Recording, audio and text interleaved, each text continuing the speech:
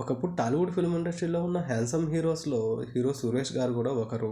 తనకంటూ ఓ ప్రత్యేక గుర్తింపును తెచ్చుకున్న హీరో. మొదట హీరోగా, తర్వాత విలన్గా నటించిన సురేష్ గారు ప్రస్తుతం క్యారెక్టర్ ఆర్టిస్ట్గా తన సినీ కెరీర్ని కొనసాగిస్తున్నారు. అయితే రీసెంట్గా సురేష్ గారు ఒక ఇంటర్వ్యూలో మాట్లాడుతూ తన వ్యక్తిగత జీవితం, అలానే తన భాగస్వామి తనతో ఎందుకు విడిపోవాల్సి వచ్చింది అనే విషయాలను మీడియాతో పంచుకున్నారు. సురేష్ గారు మాట్లాడుతూ తన మొదటి భార్య పేరు హర్షితారెడ్డి అని, తను మొదటి నుంచి ఇండస్ట్రీలోనే ఉండేదని చెప్పుకొచ్చారు. చదువుకోవాలని కోరికతోనే తను నటించడం మానేసిందని సురేష్ వెల్లడించారు. సురేష్ గారిని పెళ్లి చేసుకున్న తర్వాత ఆమె తన పేరును కూడా అనితా సురేష్ అని మార్చుకున్నారట.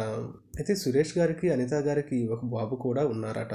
బాబు పుట్టిన తర్వాత సురేష్ గారితో తన మొదటి భార్య విడాకులు తీసుకొని ఇప్పుడు ప్రస్తుతం రెండో పెళ్లి చేసుకొని అమెరికాలో సెటిల్ అయ్యారట. హీరో సురేష్ గారు తన మొదటి భార్యతో విడిపోవటానికి కారణం మరేదో కాదట.